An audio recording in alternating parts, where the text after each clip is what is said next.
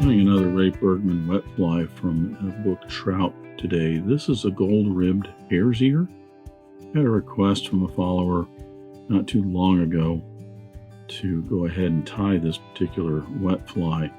Interesting thing about the gold-ribbed hare's ear flies is that if you're fly tying for any length of time and or fly fishing, after a while you'll start to realize there are some flies that end up having a variation of those flies in different categories. This is one of them. Most people will know the gold-ribbed hare's ear as a nymph. That's their first introduction to the gold-ribbed hare's ear fly. That was mine, at least. But there's also a dry fly version. There's the wet fly version, and then there's long streamer version. And I'm pretty certain if you looked around long enough, you could probably find a Spey or D or even a classic salmon version, of the gold-ribbed hare's ear fly. I'm assuming, this is a stretch on my part, that the wet fly was probably one of the first variations of this, simply because wet flies were around a lot longer and have been around a lot longer than nymphs and dry flies. So I may be wrong there. There may be another variation that came out first, but this is the gold-ribbed hare's ear as tied in Ray Bergman's book, Trout. I'll go ahead and get started.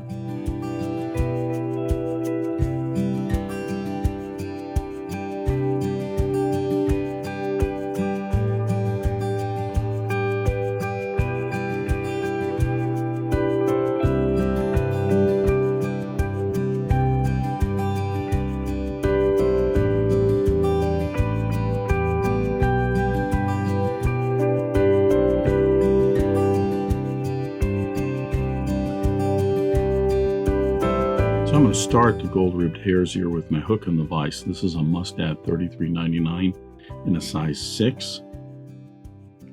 You could use like a 3906B or 3906 for that matter if you want a little shorter body and Mustad hook. This is a standard wet fly hook, or you could use just a longer shanked nymph hook if you want. I'm going to debarb the hook and then attach my thread. For thread, I'm using a Danville 6/0 in black. I'm going to use a black because it's a dubbed body of hare's ear material, fur basically, so I don't have to worry about darkening anything up. So I'm just going to go ahead and attach a black and just use that throughout here.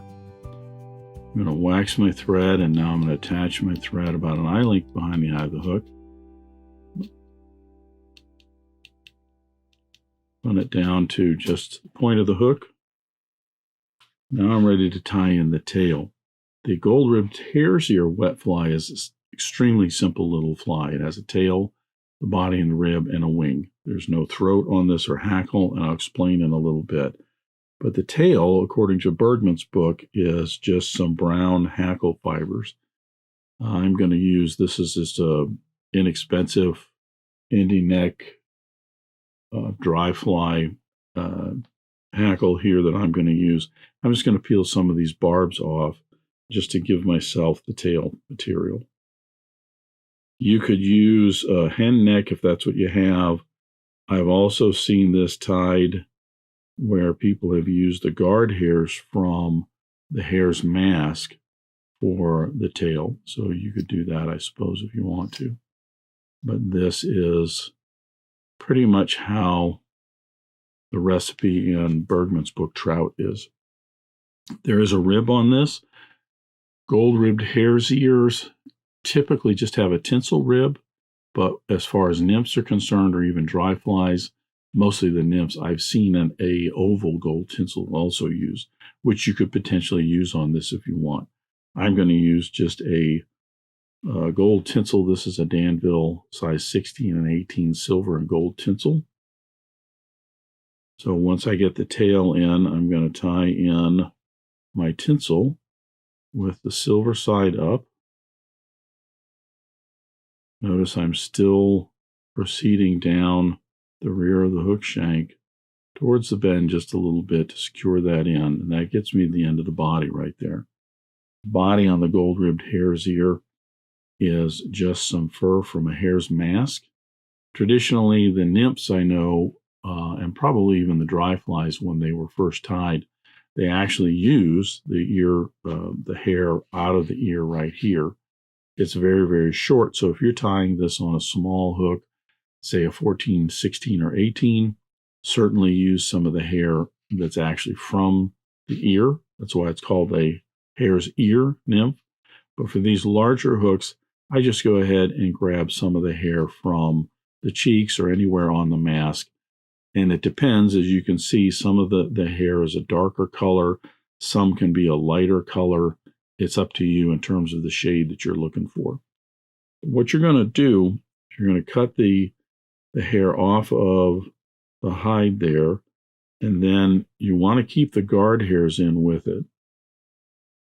Sometimes, depending on the fly that you're tying and what you're using, you'll pull out the guard hairs. But in this case, you want to leave all those spiky guard hairs in there. And I'm going to go ahead and dub a dubbing loop here, probably about 4, maybe 5 inches, I think. I don't want it too thick. It doesn't have to be real buggy. You'll see in just a little bit. It's going to end up awfully buggy anyway. So, and I'm just moistening my fingers a little bit to give me a little traction as I'm putting this on. You could put a little wax on your fingers if you want. I find the wax will tend to flatten down the dubbing. So I just, like I said, I moisten my fingers. That gives me enough traction to twist the hair onto the thread. Get a little hair up my nose. And then I'll start to apply the dubbing. I don't have to have a tapered body, so I generally just try to go for a uniform body. If anything, just right at the very end, I might have it a little bit thicker. If you want a tapered body, by all means, go ahead, but you don't have to have a tapered body on this fly if you don't want to. I do want to make certain I have the hook shank all covered. So as you can see right here, the guard hairs in that fur all act as kind of a hackle. They get really, really buggy right here, which is what we're looking for. Let me get just a touch of dubbing right up in front here.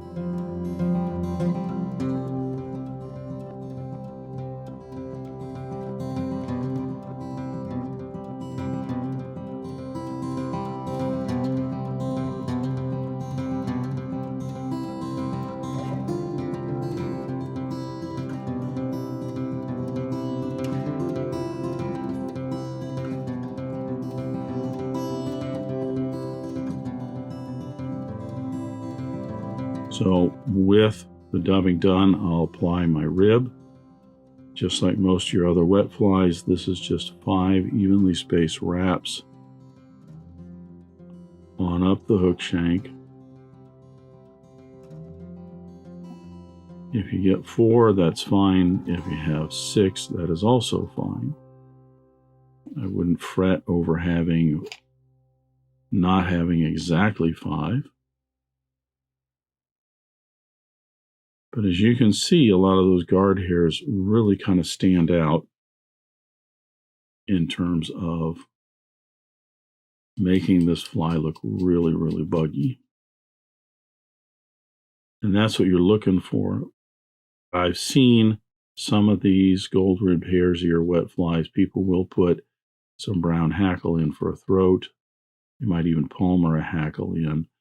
The original recipe was just to leave the guard hairs in there. I'm going to use a little bit of a dubbing brush here to tease some of those out. Another reason why I wasn't too concerned about having a real thick body, because here I'm just getting those guard hairs out, and all of that is going to thicken it up, as well as make it look like there's a hackle around there. And keep in mind, the hackle is there just to help it look like it's got legs. That's all. So you could trim a little of these if they're a little long for you, but I just leave them. That will complete the body for the gold-ribbed hare's ear. Now, the rest is just a wing. Since there's no throat or hackle on here, it's just putting in the wing. The recipe calls for a slate, which is generally going to be a duck or goose in a natural gray color, or you can use something that's dyed. I'm using some dyed gray goose that I have here. I'm going to get my two slips together. I want these slips to be about as wide as the gap of the hook. I generally like them a little bit narrower than the gap of the hook. As you can see, I've taken these out and the one on my side is much wider. So I'm going to bring one of the edges together here, and then with my bodkin, I'll just reach in here and peel out these extra barbs so that the two wings are the same width. Making certain I have the tips evened up, I'm now ready to tie that in. Again, if it's the gap of the hook, that's fine. I like them just a little bit narrower. I find the gap having it that wide tends to be a little bit harder a little more difficult, let's put it this way, to deal with. I want the tips about halfway down the tail. I'm going to use a pinch and loop technique to secure those in. Get a few extra wraps just to make certain it's secured, and then I can see where I'm at. That's tied in pretty good. Mostly I want to make certain it's nice and vertical off the fly. It's not cocked to one side or anything. Then I can trim away the waist.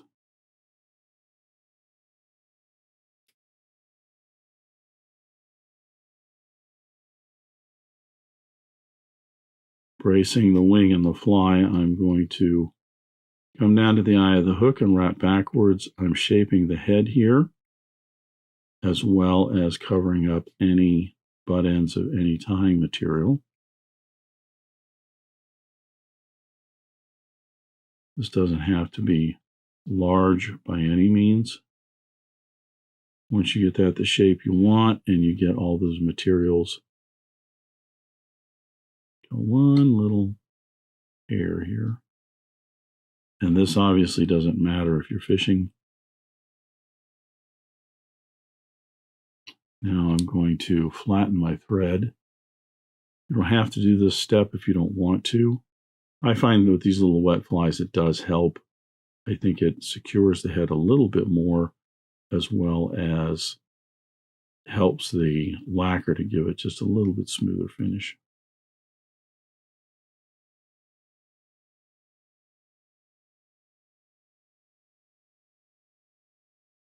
I'm going to put in an 8 or 9 turn whip finish.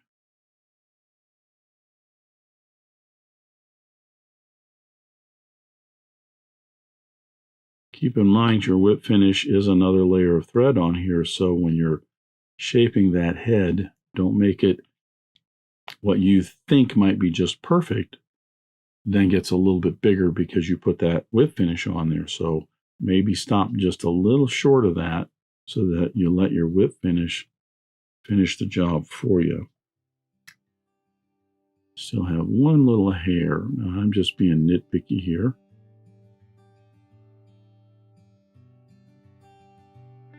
Certainly don't have to. Make certain you get all those. Little head cement.